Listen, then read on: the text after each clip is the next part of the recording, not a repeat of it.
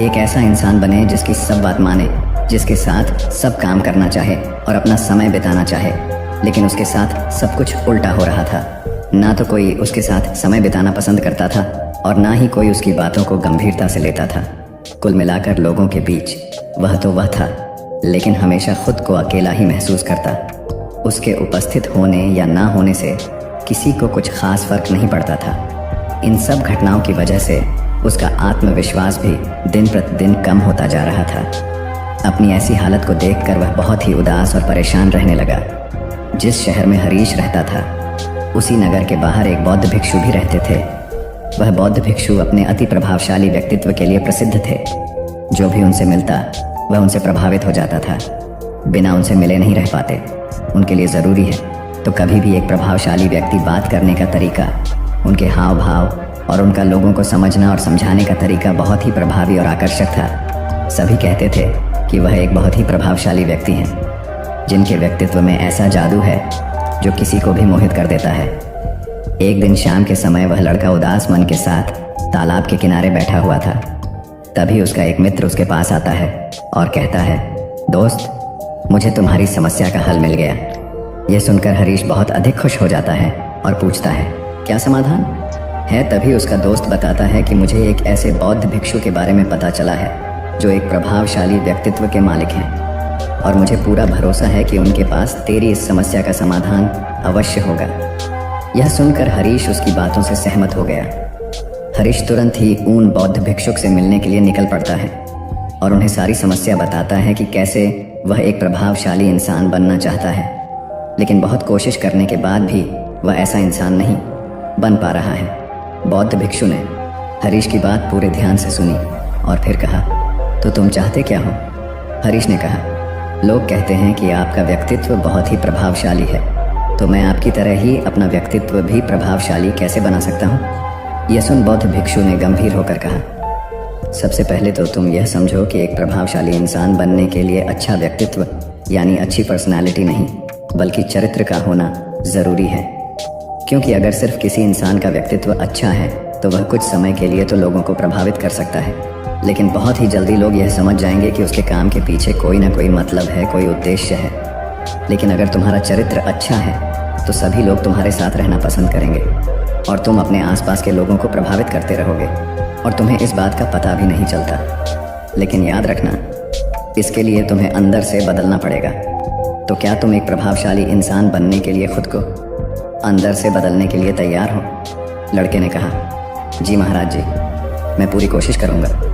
बौद्ध भिक्षु ने कहा, एक प्रभावशाली इंसान के अंदर ये 7 आदतें होती हैं जो तुम्हें अपनानी पड़ेगी। बौद्ध भिक्षु ने कहना शुरू किया, पहली आदत, सक्रिय यानी प्रोएक्टिव बनो। हमारे आसपास जो कुछ भी होता है हम इसे बदल नहीं सकते, लेकिन इस पर क्या प्रतिक्रिया देना है ये पूरी तरह से हमारे हाथ में है। एक प्रोएक्टिव व्यक्ति बनने का मतलब है कि हमारे आसपास के लोग चाहे जो कुछ भी कहे, लेकिन हमें उससे विचलित नहीं होना है। जब लोग हमारे बारे में कुछ बुरा बोलते हैं तो कमी हमारे अंदर नहीं बल्कि उनके अंदर होती है। वह जो भी नकारात्मक बातें हमारे बारे में बोल रहे होते हैं उससे हमें उनके नकारात्मक नज़रिए का पता चलता है, जिस नज़रिए से वह दुनिया को देख रहे होते हैं। प्रोएक्टिव व्यक्ति होने का मतलब यह भी है कि हम किसी बुरी परिस्थिति से प्रभावित ना हो, फिर चाहे मौसम खराब हो या घर में अचानक कहीं कोई मुसीबत आ जाए। एक प्रोएक्टिव व्यक्ति को कोई फर्क नहीं पड़ता, उसकी ज़िंदगी में बुरा वक्त आए या गरीबी, वह हर हाल में खुश रहता है। ऐसा व्यक्ति बुरी से बुरी परिस्थिति में भी बिना कोई शिकायत किए चुपचाप अपना काम करता रहता है और जीवन के सबसे अच्छे दिनों में भी वह बेलगाम नहीं हो जाता, बल्कि तब भी खुद को शांत और स्थिर रखता है। प्रोएक्टिव व्यक्ति का उल्टा होता है प्रतिक्रियाशील व्यक्ति। ऐसा व्यक्ति अपने आसपास के माहौल से बहुत जल्दी प्रभावित हो जाया जाता है। अगर कोई उसकी बुराई करता है तो वह दुखी हो जाता है, अगर कोई उसकी तारीफ करता है तो वह खुश हो जाता है। अगर ऐसे व्यक्ति के साथ कुछ बुरा होता है तो वह खुद भी बुरा बन जाता है। तो अब तुम समझ गए होंगे कि प्रतिक्रियाशील व्यक्ति कभी भी एक प्रभावशाली व्यक्ति नहीं बन सकता, क्योंकि उसका नियंत्रण दूसरे के हाथों में होता है। दूसरा व्यक्ति जब भी चाहे तो उसकी बुराई करके या उसको गुस्सा दिलाकर उसे परेशान कर सकता है, जबकि एक प्रोएक्टिव व्यक्ति का नियंत्रण पूरी तरह से उसके अपने हाथों में होता है। उसे कोई भी दुखी या परेशान नहीं कर सकता जब तक कि वह खुद ना चाहे। उसे कोई फर्क नहीं पड़ता कि सामने वाला उसके बारे में क्या बोलता है या क्या सोचता है। इसलिए प्रोएक्टिव व्यक्ति एक प्रभावशाली व्यक्ति होता है। तो तुम्हें भी एक प्रोएक्टिव व्यक्ति बने रहना है, ना कि प्रतिक्रियाशील व्यक्ति। दूसरी आदत, अंत को ध्यान में रखकर शुरुआत करो। इसका मतलब है कि तुम जब भी कोई बड़ा लक्ष्य बनाओ तो तुम्हें स्पष्ट रूप से पता होना चाहिए कि तुम उस काम को क्यों कर रहे हो और उसे कैसे पूरा करना है। यानी कि हर काम की शुरुआत में ही तुम्हें उसे करने का कारण और काम को पूरा करने की योजना स्पष्ट रूप से पता होनी चाहिए। और एक बार जब तुमने अपने काम का क्यों और कैसे पता कर लिया तो फिर तुम्हारे रोज के छोटे छोटे काम और उसके परिणाम तुम्हारे लक्ष्य की तरफ होनी चाहिए, तुम्हारी योजना से मेल खाने चाहिए। अगर तुम हर रोज वह नहीं कर रहे हो जो तुम्हारे लक्ष्य नहीं बन सकते, जैसे कि अगर तुमने अपना वजन कम करने का लक्ष्य निर्धारित किया है और तुम हर रोज मेहनत नहीं कर रहे हो, पसीना नहीं बहा रहे हो, तो इसका मतलब है कि तुम्हारे रोज के काम तुम्हारे लक्ष्य और उसकी योजना से मेल नहीं खा रहे हैं। तुम्हारी कहनी और करनी में अंतर है और इस तरीके से लोग कभी भी तुमसे प्रभावित नहीं होंगे। इसलिए अगर तुम एक प्रभावशाली व्यक्ति बनना चाहते हो तो तुम्हें तुम्हारे काम का कारण और उसे पूरा करने का तरीका स्पष्ट रूप से पता होना चाहिए और साथ ही तुम्हारे विचार और कर्म भी उसके साथ मेल खाने चाहिए। बौद्ध भिक्षु ने आगे कहा, तीसरी आदत, ज़रूरी चीज़ें सबसे पहले करो। एक दिन में हमारे सामने बहुत से काम होते हैं, लेकिन हम हर काम तो नहीं कर सकते। इसलिए हमें अपने सबसे महत्वपूर्ण कामों को सबसे पहले करना चाहिए। लेकिन महत्वपूर्ण काम क्या है? देखो बेटा, महत्वपूर्ण काम वह है जिन्हें हम व्यक्तिगत रूप से सबसे मूल्यवान मानते हैं। सबसे महत्वपूर्ण कामों को सबसे पहले करने का मतलब है कि हम अपना समय और ऊर्जा अपने लक्ष्य और अपने जीवन के लिए सबसे महत्वपूर्ण कामों पर लगा रहे हैं। अब अगर तुम्हारे महत्वपूर्ण काम भी तुमसे पूरे नहीं हो पा रहे हैं तो इसका कारण तुम्हारा अनुशासनहीन होना नहीं, बल्कि यह है कि अब तक तुमने सबसे महत्वपूर्ण कामों को अपने दिल और दिमाग में बिठाया ही नहीं और कभी यह सोचा ही नहीं कि यह काम तुम्हारे लिए सबसे महत्वपूर्ण क्यों है। असल समस्या काम का ज़्यादा होना नहीं, बल्कि फालतू कामों को ना नहीं बोल पाने की है। जैसे कि तुम कोई बहुत ज़रूरी काम कर रहे थे, लेकिन तभी तुम्हारा एक मित्र आता है और कहता है, चल थोड़ी देर घूम के आते हैं और बातें भी कर लेंगे। लेकिन अगर तुम्हारे दिमाग में तुम्हारा महत्वपूर्ण काम बैठा हुआ है तो तुम तुरंत ही उसे पूरी विनम्रता के साथ जाने के लिए मना कर दो। और तुम्हें यही करना है। दिन भर के सारे गैर ज़रूरी कामों को तब तक ना करो जब तक कि तुम्हारे सबसे महत्वपूर्ण काम पूरे ना हो जाए। तो अब तुम समझ गए होगे कि प्रभावशाली लोग सबसे महत्वपूर्ण कामों को सबसे पहले ख़त्म करते हैं। बौद्ध भिक्षु ने आगे कहा, चौथी आदत, किसी भी काम में खुद के फ़ायदे के साथ साथ दूसरों के फ़ायदे के बारे में भी सोचो। ज़्यादातर लोग अपना जीवन दूसरों से तुलना और प्रतिस्पर्धा करते हुए जीते हैं। वे अपनी सफलता दूसरों की असफलता में देखते हैं। यानी अगर मैं जीता तो तुम्हारे और मैं हारा तो तुम जीते। इस तरह से जीवन हार जीत का खेल बनकर रह जाता है। लेकिन जो प्रभावशाली लोग होते हैं वे प्रतिस्पर्धा में नहीं बल्कि आपसी सहयोग में विश्वास रखते हैं। उनका मानना होता है कि इस दुनिया में सभी के लिए सब कुछ पर्याप्त मात्रा में है और सबको उसका हिस्सा मिलना चाहिए। न केवल चीज़ों के लिए बल्कि आपसी रिश्तों में भी यह नियम लागू करते हैं। जैसे कि जब भी उनका किसी के साथ कोई मतभेद होता है तो वे बात को मन में रखने की बजाय उस इंसान के साथ खुलकर उस बारे में बात करते हैं और कोई बीच का ऐसा रास्ता निकालते हैं जो दोनों के लिए फ़ायदेमंद हो, जिसमें दोनों की जीत हो, न कि सामने वाला ठगा हुआ महसूस करें। और ऐसा करके वह आपसी मनमुटाव को ख़त्म करते हैं, साथ ही रिश्तों को पहले से भी ज़्यादा मजबूत बना लेते हैं। तो अब तुम समझ गए होगे कि प्रभावशाली बनने के लिए तुम्हें खुद के अलावा सामने वाले के फ़ायदे के बारे में भी सोचना होता है। पांचवी आदत, पहले खुद दूसरों को समझने का प्रयास करो, फिर उनसे उम्मीद करो कि वह तुम्हारी बात को समझेंगे। किसी के साथ भी बातचीत करने का सबसे अच्छा तरीका यह है कि सबसे पहले हम यह समझने की कोशिश करें कि आखिर सामने वाला कहना क्या चाहता है। बल्कि मैं तो कहूँगा कि किसी भी इंसान की बात को सुनने और समझने का सबसे अच्छा तरीका है कि हम खुद को उसकी जगह पर रख कर सोचें। तब जाकर हम सही तरीके से समझ पाएंगे कि आखिरकार सामने वाला हमसे कहना क्या चाहता है। जब हम किसी की बात को ध्यान से सुनते ही नहीं तब हम उसकी भावनाओं को समझे बिना ही उसे सलाह देने लग जाते हैं। लेकिन जब हम उसे समझने की कोशिश करते हैं तभी हम जान पाते हैं कि असल में वह इंसान कैसा महसूस कर रहा है। और जब हम इस तरीके से किसी की बात सुनते हैं तब जाकर हम उस इंसान को कुछ अच्छी सलाह दे पाएंगे या सच में उसकी कुछ मदद कर पाएंगे। ज़्यादातर लोग बातचीत के दौरान सिर्फ यही कहते रहते हैं कि अगर तुम्हारी जगह मैं होता तो ऐसा करता, या फिर एक बार मेरी बात मानकर तो देखो। लेकिन वह कभी भी यह समझने का प्रयास नहीं करते कि सामने वाला व्यक्ति क्या कर रहा है, और इसका परिणाम यह होता है कि सामने वाला उन पर कभी भरोसा नहीं करता और फिर ना ही कभी अपनी समस्याएं उनके पास लेकर आता है। इसलिए अगर तुम सच में किसी की मदद करना चाहते हो तो सबसे पहले उन्हें समझने का प्रयास करो। ऐसा करके तुम उनका विश्वास जीत पाओगे और उन्हें इस बात का भरोसा हो जाएगा कि तुम्हारे काम के पीछे किसी भी प्रकार का कोई लाभ या उद्देश्य नहीं है। तुम तो बस उनकी मदद करना चाहते हो और फिर इस तरीके से वह भी तुम्हें समझना शुरू कर देंगे। और यही है प्रभावशाली इंसान बनने का 5वां नियम, बौद्ध भिक्षु ने आगे कहा। 6ठा नियम, प्रभावशाली लोग आपसी तालमेल और सहयोग के साथ काम करते हैं। वह लोग जो दूसरों को प्रभावित करते हैं इस बात को अच्छे से समझते हैं कि 2 दिमाग हमेशा ही एक दिमाग से बेहतर होते हैं। इसलिए वह एक दूसरे का सहयोग करके किसी भी समस्या का समाधान निकालने की कोशिश करते हैं। लेकिन इंसानी स्वभाव के कारण आपसे तालमेल बैठाना इतना आसान नहीं होता, क्योंकि सबके अनुभव और दुनिया को देखने का दृष्टिकोण अलग अलग होता है और प्रभावशाली लोग इस बात को भी समझते हैं। इसीलिए वह एक दूसरे के विचार और दृष्टिकोण को समझने और स्वीकारने का प्रयास करते हैं और आपसी मतभेद को भुलाकर साथ काम करते हैं, क्योंकि वह समझते हैं कि हर इंसान का अपना अनुभव, सोच और विशेषताएं होती हैं। जब अलग अलग खूबियों, अनुभवों और सोच वाले इंसान एक साथ मिलकर काम करते हैं तो उस काम का परिणाम एक इंसान की तुलना में कहीं ज़्यादा अच्छा और नया होता है। इसलिए प्रभावशाली लोग अलग अलग सोच रखने वाले लोगों के साथ मिलजुल कर काम करना पसंद करते हैं ताकि वे नई चीज़ें सीख सकें और कुछ नया और सबसे अलग अनुभव पा सकें। बौद्ध भिक्षु ने आगे कहा कि प्रभावशाली लोग अंतिम मदद के लिए खुद को शारीरिक, मानसिक, भावनात्मक और आध्यात्मिक रूप से तरोताज़ा रखने के लिए रोज़ कुछ न कुछ करते हैं। प्रभावशाली लोग इस बात को अच्छे से समझते हैं कि अगर उनके जीवन में कोई सबसे महत्वपूर्ण चीज़ है तो वह है उनका शरीर और उनका दिमाग, और वह इसे मजबूत और ताजगी से रखने के लिए रोज़ कुछ नया सीखते और करते हैं। अपने शरीर को मजबूत और स्वस्थ रखने के लिए वे हर रोज़ कोई ना कोई शारीरिक गतिविधि करते हैं, जैसे कि कसरत या योग अभ्यास करके। अपने दिमाग को नई जानकारी से भरने के लिए वे रोज़ कुछ नया सीखते हैं या पढ़ते रहते हैं। इसके लिए वे किताबें पढ़ते हैं, नए लोगों से बात करते हैं या फिर नई जगहों पर घूमने जाते हैं। बहुत सारे लोग प्रभावशाली इसलिए होते हैं क्योंकि वे जीवन भर कुछ ना कुछ सीखते रहते हैं, खुद को नई जानकारी देते रहते हैं और भावनात्मक रूप से खुद को ताजगी से रखने के लिए यह लोग ध्यान या एकांत का सहारा लेते हैं। कई बार खुद के अंदर नयापन लाने के लिए ये लोग खुद को कुछ दिनों के लिए बाहरी दुनिया से काट लेते हैं। इसके अलावा यह लोग आध्यात्मिक रूप से भी सक्रिय होते हैं।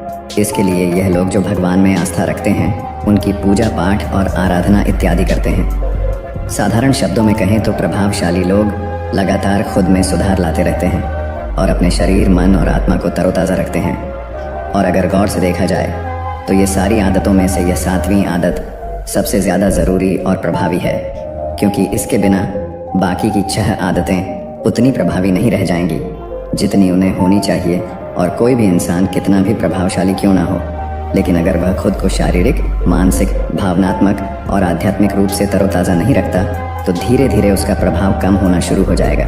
तो यह थी एक प्रभावशाली इंसान बनने की 7 आदतें जिन्हें अपनाकर कोई भी इंसान प्रभावशाली बन सकता है। बौद्ध भिक्षु की यह सारी बातें सुनने के बाद अब उस लड़के को भी यह भरोसा हो गया था कि इन 7 आदतों को अपनाने के बाद वह भी एक प्रभावशाली इंसान बन सकता है।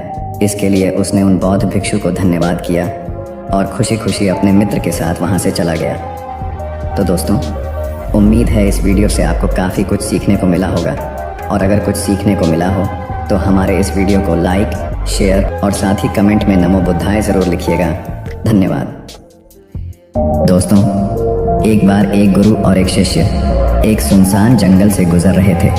तभी शिष्य अपने गुरु से एक सवाल करता है कि गुरुजी, ऐसा क्यों होता है कि कुछ लोगों के पास कुछ भी नहीं होता लेकिन फिर भी वह सुखी रहते हैं और आनंद में रहते हैं, और कुछ लोगों के पास सब कुछ होते हुए भी उदासी उनके चेहरे पर साफ दिखाई देती है। गुरु ने एक मुरझाए हुए फूल की तरफ इशारा करते हुए अपने शिष्य से कहा कि यह सोचने और समझने की बात है।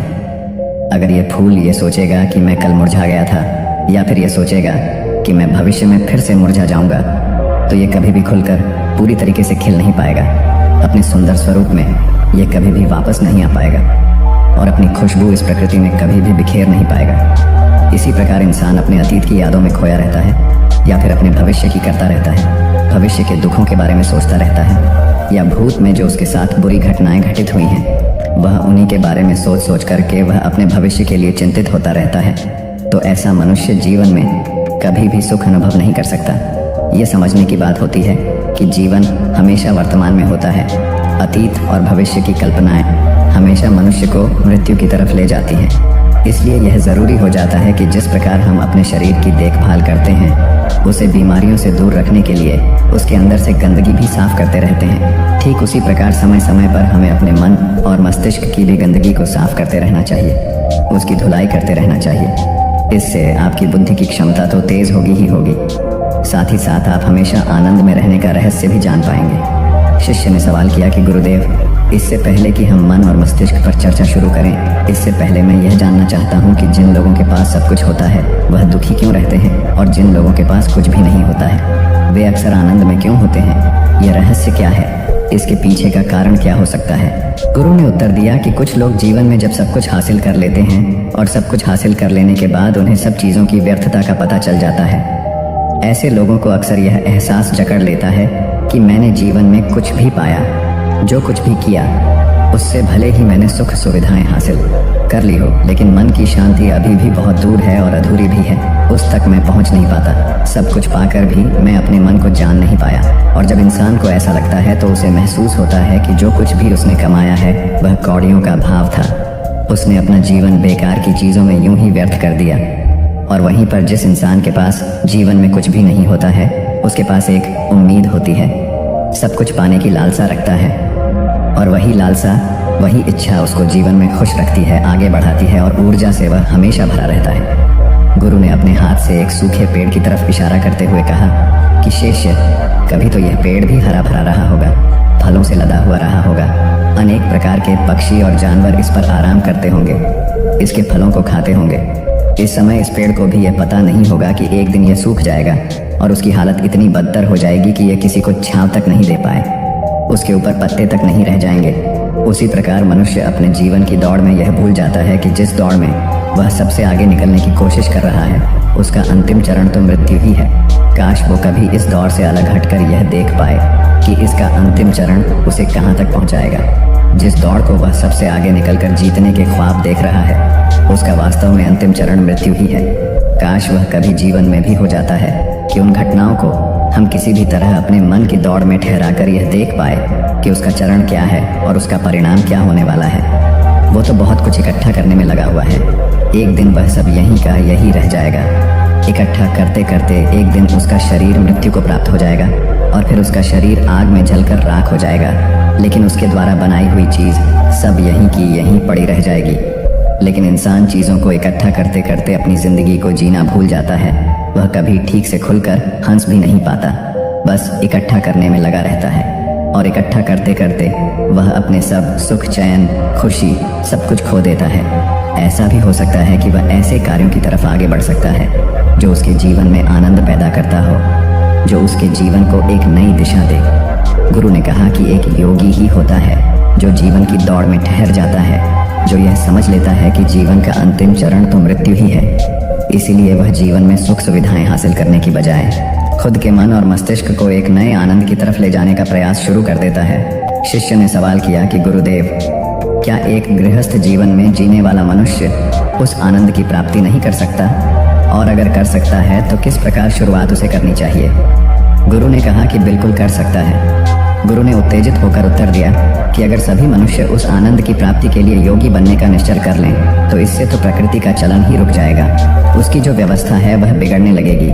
एक सच्चा योगी अपने जीवन में खोज करता है और खोज करने के बाद वह गृहस्थ जीवन में किस प्रकार आनंद को प्राप्त किया जा सकता है वह तरीके सभी को बताता है, ताकि मनुष्य अपने गृहस्थ जीवन का पालन करते हुए उस आनंद की प्राप्ति भी कर सके।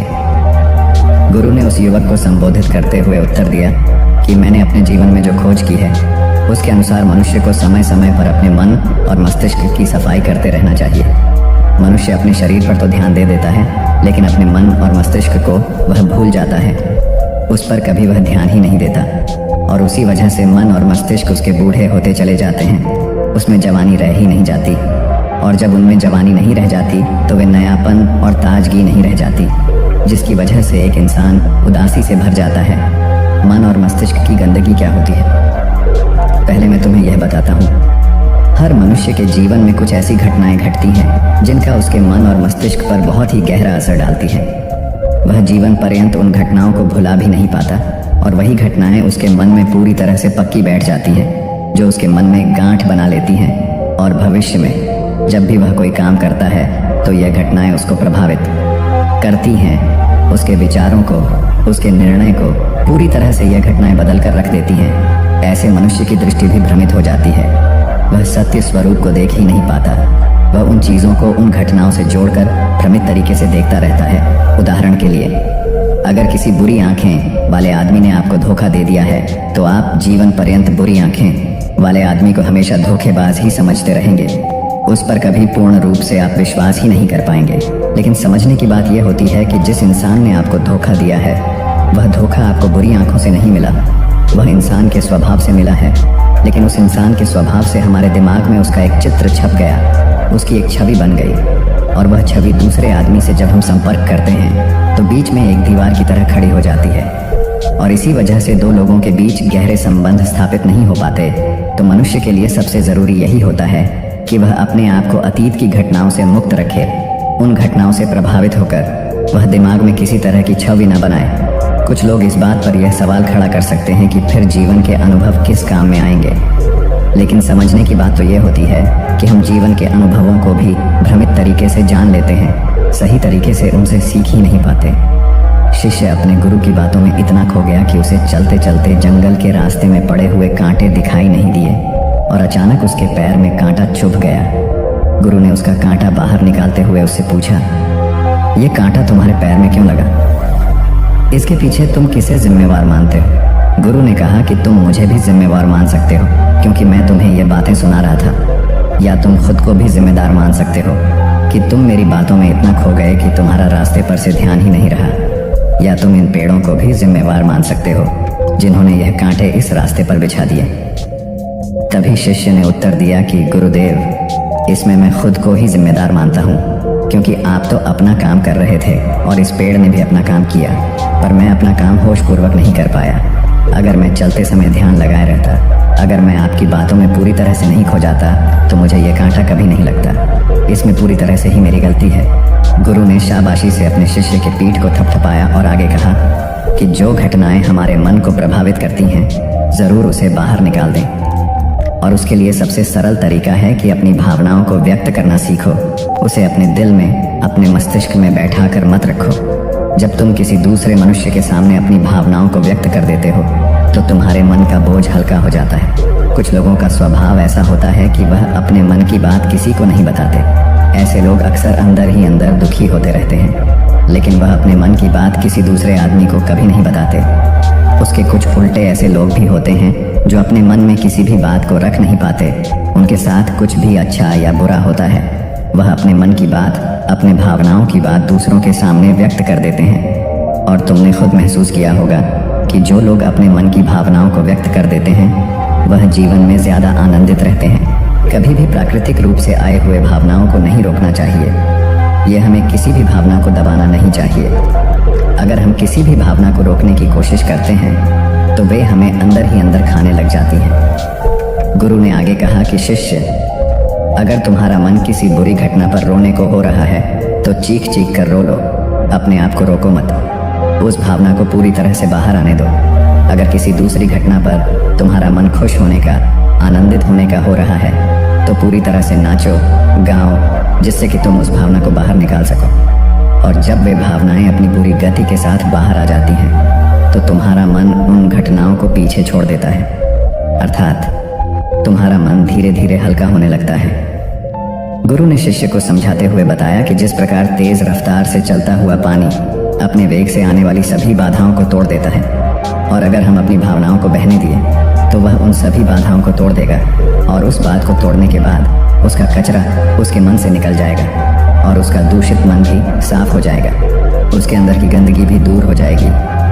अक्सर मनुष्य अपने मन में किसी घटना को दबाकर इसलिए रखता है कि वह सोचता है कि अगर सामने वाले को इस घटना के बारे में पता चल जाएगा तो वह क्या सोचेगा।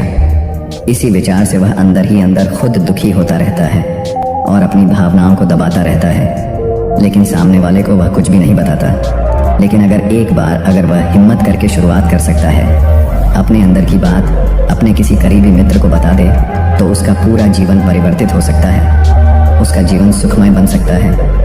एक बार अगर उसके दिमाग में यह आदत बन गई तो जीवन भर अपनी भावनाओं को दूसरों के सामने व्यक्त करने से कभी नहीं हिचकिचाएगा। हम अपने जीवन में इस आदत को 21 दिनों में पैदा कर सकते हैं। 21 दिनों तक अगर सही तरीके से हम अभ्यास करें तो हमारा दिमाग पूरी तरह से भावनाओं से मुक्त हो सकता है। यह 21 दिनों का अभ्यास इस प्रकार है। 21 दिनों तक सबसे पहली बात जो आपको याद रखनी है कि अपने मन में किसी भी बात को दबा कर नहीं रखना है।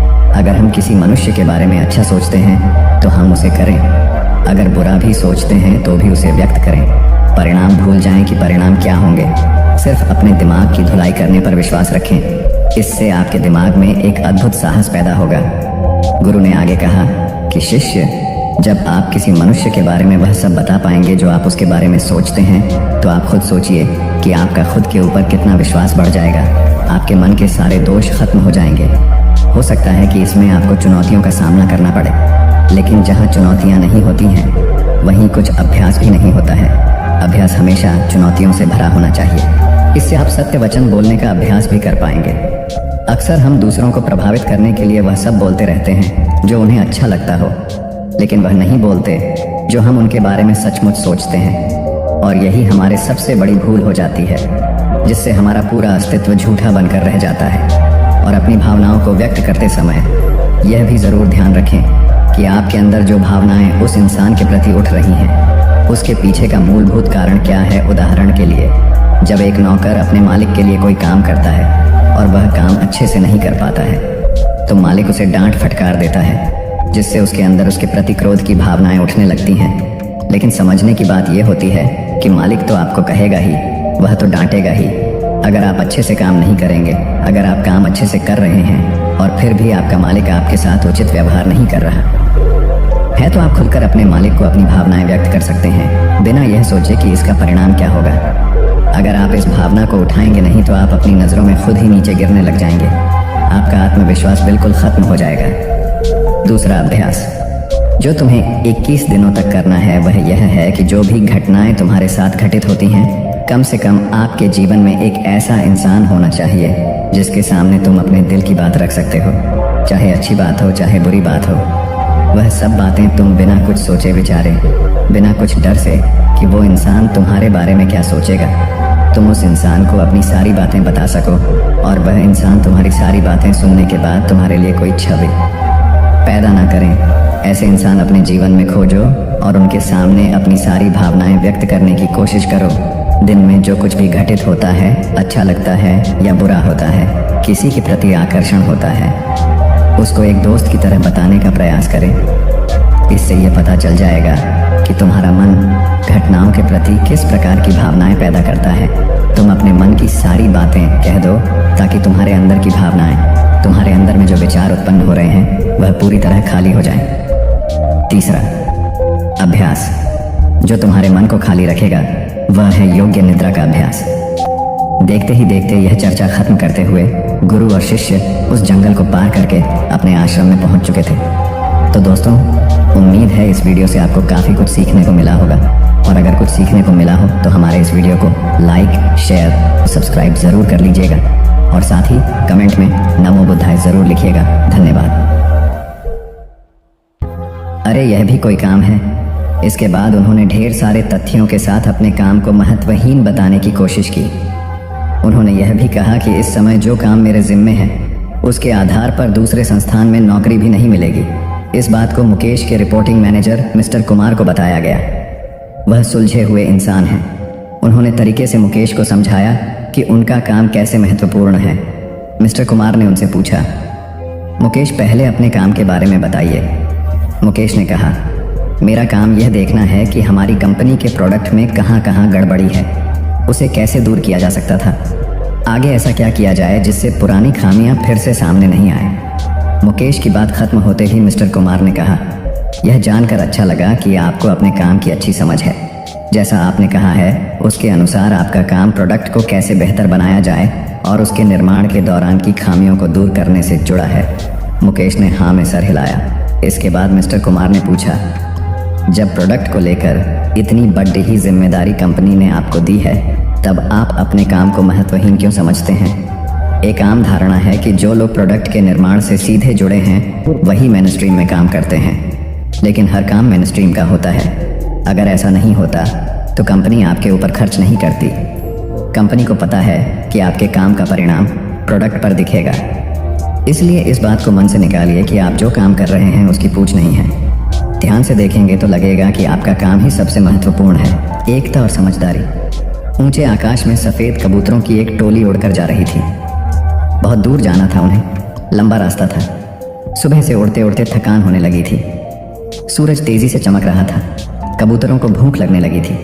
तभी उन्होंने देखा कि नीचे ज़मीन पर चावल के बहुत से दाने पड़े थे। कबूतरों ने एक दूसरे से कहा, चलो भाई थोड़ी देर रुककर कुछ खा लिया जाए, फिर आगे जाएंगे। एक बुजुर्ग कबूतर ने चारों ओर देखा। वहाँ दूर दूर तक कोई घर या मनुष्य दिखाई नहीं दे रहा था। फिर चावल के ये दाने यहाँ कहाँ से आए? बुजुर्ग कबूतर ने बाकी कबूतरों को समझाया, मुझे लगता है कि यहाँ कुछ गड़बड़ है, तुम लोग नीचे मत उतरो। लेकिन किसी ने भी उसकी बात नहीं सुनी। सभी कबूतर तेजी से उतरे, दाना चुगने लगे। इतने बढ़िया दाने बहुत दिनों के बाद खाने को मिले थे। वे बहुत खुश थे।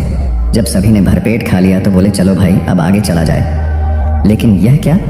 जब उन्होंने उड़ने की कोशिश की तो उड़ ही नहीं पाए। दोनों के साथ साथ वहाँ एक चिड़ीमार का जाल भी था जिसमें उनके पांव फंस गए थे। उन्हें अपनी गलती पर पछतावा हुआ। बूढ़ा कबूतर पेड़ पर बैठकर सब देख रहा था। उसने जब अपने साथियों को मुसीबत में देखा तो फौरन उड़ा और चारों ओर देखा। दूर उसे चिड़ीमार आता दिखाई दिया। वह फौरन लौटा और अपने साथियों को बताया। सब वहाँ से निकलने का उपाय सोचने लगे। तब बूढ़े कबूतर ने कहा, दोस्तों एकता में बड़ी शक्ति होती है। सब एक साथ उड्ड होगे तो जाल तुम्हें रोक नहीं पाएगा। उसने गिना, 1 2 3। उड़ो सारे कबूतरों ने एक साथ जोर लगाया और जाल उनके साथ उठने लगा। जब तक चिड़ीमार वहाँ पहुँचा तब तक जाल काफ़ी ऊपर उठ चुका था। वह देखता ही रह गया और कबूतर जाल लेकर उड़ गए। बूढ़ा कबूतर सबसे आगे उड़ रहा था। काफ़ी देर उड़ने के बाद वे नीचे उतरे। वहाँ कबूतरों के दोस्त चूहे रहते थे। चूहों ने अपने तेज दांतों से जाल काट दिया। इस तरह बूढ़े कबूतर की समझदारी और साथ मिलकर काम करने से सभी कबूतर बच गए। एक शहर में एक बहुत अमीर व्यक्ति रहता था। उसका नाम तो था धनीमल, लेकिन था वह बेहद कंजूस। उसका कहना था कि अगर आप अपना पैसा अपने पास रखेंगे तो सबको पता चल जाएगा कि आपके पास बहुत पैसे हैं। फिर चोर डाकू आपके पीछे पड़ जाएंगे और सारा पैसा रात को आकर गड्ढे में देख लेता था कि उसका सोना वहाँ है या नहीं। उसे विश्वास था कि कोई भी चोर इस जगह के बारे में नहीं जान पाएगा, लेकिन ऐसा नहीं हुआ।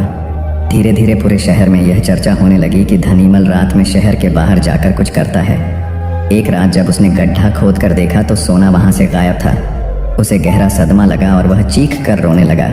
उसके रोने की आवाज़ सुनकर बहुत से लोग वहाँ आ गए। धनीमल रो रो कर अपना दुख बताने लगा। तब उसके एक पड़ोसी से उसे कहा, धनीमल तुम एक भारी पत्थर इस गड्ढे में रख दो और समझ लो कि वही तुम्हारा सोना है। यह सुनकर धनीमल को बहुत गुस्सा आया। तुम मेरे सोने को पत्थर जैसे बता रहे हो। वह बोला, देखो धनीमल, वह सोना तुम कभी इस्तेमाल तो करते नहीं थे। एक पत्थर की तरह यहाँ उसे दबा कर रख दिया था, तो फिर यहाँ सोना हो या पत्थर क्या फ़र्क पड़ता है? उसका पड़ोसी बोला, बात तो ठीक ही थी। धनीमल ने बहुमूल्य सोने को पत्थर के समान मूल्यहीन बना दिया था। उसके बाद धनीमल ने मेहनत करके फिर पैसे कमाए, लेकिन अब वह कंजूस नहीं रहा था। अपने पैसे को वह अपने ऊपर और दूसरे लोगों की सहायता के लिए खर्च करता था। अंधी का बेटा। एक औरत थी जो अंधी थी, जिसके कारण उसके बेटे को स्कूल में बच्चे चिढ़ाते थे कि अंधी का बेटा आ गया। हर बात पर उसे ये शब्द सुनने को मिलता था कि अंधी का बेटा। इसलिए वो अपनी माँ से चिढ़ता था। उसे कहीं भी अपने साथ लेकर जाने में हिचकता था, उसे नापसंद करता था। उसकी माँ ने उसे पढ़ाया और उसे इस लायक बना दिया कि वो अपने पैरों पर खड़ा हो सके। लेकिन जब वो बड़ा आदमी बन गया तो अपनी माँ को छोड़ अलग रहने लगा। एक दिन एक बूढ़ी औरत उसके घर आई और गार्ड से बोली, मुझे तुम्हारे साहब से मिलना है। जब गार्ड ने अपने मालिक से बोल तो मालिक ने कहा कि बोल दो मैं अभी घर पर नहीं हूँ। गार्ड ने जब बुढ़िया से बोला कि वो अभी नहीं है तो वो वहाँ से चली गई। थोड़ी देर बाद जब लड़का अपनी कार से ऑफिस के लिए जा रहा होता है तो देखता है कि सामने बहुत भीड़ लगी है, और जानने के लिए कि वहाँ क्यों भीड़ लगी है वह वहाँ गया तो देखा उसकी माँ वहाँ मरी पड़ी थी। उसने देखा कि उसकी मुट्ठी में कुछ है। उसने जब मुट्ठी खोली तो देखा कि एक लेटर जिसमें यह लिखा था कि बेटा जब तू छोटा था तो खेलते वक्त तेरी आंख में सरिया धंस गई थी और तू आंधा हो गया था, तो मैंने तुम्हें अपनी आंखें दे दी थी।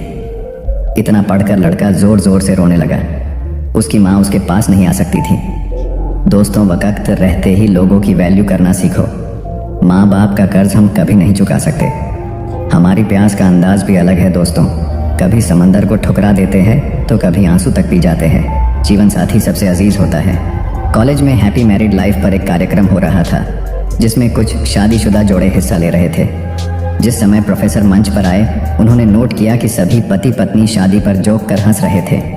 ये देखकर प्रोफेसर ने कहा कि चलो पहले एक गेम खेलते हैं, उसके बाद अपने विषय पर बातें करेंगे। सभी खुश हो गए और कहा, कौन सा गेम? प्रोफेसर ने एक मैरिड लड़की को खड़ा किया और कहा कि तुम ब्लैक बोर्ड पे ऐसे 25-30 लोगों के नाम लिखो जो तुम्हें सबसे अधिक प्यारे हों। लड़की ने पहले तो अपने परिवार के लोगों के नाम लिखे, फिर अपने सगे संबंधी, दोस्तों, पड़ोसी और सहकर्मियों के नाम लिख दिए। अब प्रोफेसर ने उसमें से कोई भी कम पसंद वाले 5 नाम मिटाने को कहा। लड़की ने अपने सहकर्मियों के नाम मिटा दिए। प्रोफेसर ने और 5 नाम मिटाने को कहा। लड़की ने थोड़ा सोचकर अपने पड़ोसियों के नाम मिटा दिए। अब प्रोफेसर ने और 10 नाम मिटा दिया। प्रोफेसर ने उस लड़की से कहा, तुम अपनी जगह पर जाकर बैठ जाओ, और सभी की तरफ गौर से देखा और पूछा, क्या कोई बता सकता है कि ऐसा क्यों हुआ कि सिर्फ पति का ही नाम बोर्ड पर रह गया? कोई जवाब नहीं दे पाया। सभी मुंह लटकाकर बैठे थे। प्रोफेसर ने फिर उस लड़की को खड़ा किया और कहा, ऐसा क्यों? जिसने तुम्हें जन्म दिया और पाल पोस कर इतना बड़ा किया, उनका नाम तुमने मिटा दिया। और तो और तुमने अपनी कोख से जिस बच्चे को जन्म दिया, उसका भी नाम तुमने मिटा दिया। लड़की ने जवाब दिया कि अब मम्मी पापा बूढ़े हो चुके हैं। कुछ साल के बाद वो मुझे और इस दुनिया को छोड़ के चले जाएंगे। मेरा बेटा जब बड़ा हो जाएगा तो ज़रूरी नहीं कि वो शादी के बाद मेरे साथ ही रहे, लेकिन मेरे पति जब तक मेरी जान में जान है तब तक मेरा आधा शरीर बन के मेरा साथ निभाएंगे। इसलिए मेरे लिए सबसे अजीज मेरे पति हैं। प्रोफेसर और बाकी स्टूडेंट ने तालियों की गूंज से लड़की को सलामी दी। प्रोफेसर ने कहा, तुमने बिल्कुल सही कहा कि तुम और सभी के बिना रह सकती हो, पर अपने आधे अंग अर्थात अपने पति के बिना नहीं रह सकती। मजाक मस्ती तक तो ठीक है, पर हर इंसान का अपना जीवन साथी ही उसको सबसे ज्यादा अजीज होता है। दिमाग का इस्तेमाल कर पक्ष में करें परिस्थितियाँ। एक शेर जंगल में शिकार पर निकला था। एक लोमड़ी अचानक उसके सामने आ गई। लोमड़ी को लगा कि अब उसे कोई नहीं बचा सकता है, लेकिन उसने हार नहीं मानी और अपनी जान बचने के लिए एक तरकीब सोची। लोमड़ी ने शेर से कड़े शब्दों में कहा, तुम्हारे पास इतनी ताकत नहीं कि मुझे मार सको। यह सुनकर शेर थोड़ा अचंभित हुआ। उसने पूछा, तुम ऐसा कैसे कह सकती हो? लोमड़ी ने अपनी आवाज़ और जैसी परेशानी बार बार नहीं आती, अगर आती भी है तो आसानी से हल हो जाती है। सिकंदर की बात सुनकर रोहित को अपनी गलती का एहसास हुआ। उसे एहसास हुआ कि शुरुआती सफलता के बाद उसने सीखना एकदम छोड़ दिया था। यही वजह है कि अपने व्यापार में होने वाले नुकसान का आकलन वह नहीं कर पाया। जीवन में सफल होने के लिए सीखते रहना जरूरी है। इंसान को हमेशा सीखते रहना चाहिए। इससे उसके भीतर नकारात्मक विचार नहीं आते हैं, बल्कि उसमें सकारात्मक बदलाव आता रहता है और सफलता की सीढ़ियाँ चढ़ता रहता है। सीखते रहने वाले व्यक्ति को सफलता के अवसर भी ज्यादा मिलते हैं। सबसे बड़ी बात यह है कि इस तरह के व्यक्ति में अहंकार नहीं होता। जिसके मन में अहंकार होगा वह कभी सीखने का प्रयास नहीं करेगा। घमंड कुल्हाड़ी हुई निरुत्तर। एक बार कुल्हाड़ी और लकड़ी के एक डंडे में विवाद छिड़ गया। दोनों स्वयं को शक्तिशाली बता रहे थे। हालांकि लकड़ी का डंडा बाद में शांत हो गया, किंतु कुल्हाड़ी का बोलना जारी रहा। कुल्हाड़ी में घमंड अत्यधिक था। वह गुस्से में भरकर बोल रही थी, तुमने स्वयं को समझ क्या रखा है? तुम्हारी शक्ति मेरे आगे पानी भरती है। मैं चाहूं तो बड़े बड़े वृक्षों को पल में काट कर गिरा दूं, धरती का सीना फाड़कर उसमें तालाब, कुआं बना दूं। तुम मेरी बराबरी कर पाओगे? मेरे सामने से हट जाओ, अन्यथा तुम्हारे टुकड़े टुकड़े कर दूंगी। लकड़ी का डंडा कुल्हाड़ी की अहंकारपूर्ण बातों को सुनकर धीरे से बोला, तुम जो कह रही हो वह बिल्कुल ठीक है, किंतु तुम्हारा ध्यान शायद एक बात की ओर नहीं गया। जो कुछ तुमने करने को कहा है बेशक तुम कर सकती हो, किंतु अकेले अपने दम पर नहीं कर सकती। कुल्हाड़ी ने चिढ़कर कहा, क्यों? मुझ में किस बात की कमी है? डंडा बोला, जब तक मैं तुम्हारी सहायता न करूं, तुम यह सब नहीं कर सकती हो। जब तक मैं हत्या बनकर तुम्हें न लगाया जाऊं, तब कोई किसे पकड़कर तुमसे ये सारे काम लेगा। बिना हत्थे की कुल्हाड़ी से कोई काम लेना असंभव है। कुल्हाड़ी को अपनी भूल का एहसास हुआ और उसने डंडे से क्षमा मांगी। कथा सार यह है कि दुनिया सहयोग से चलती है। जिस प्रकार ताली दोनों हाथों के मेल से बजती है, उसी प्रकार सामाजिक विकास भी परस्पर सहयोग से ही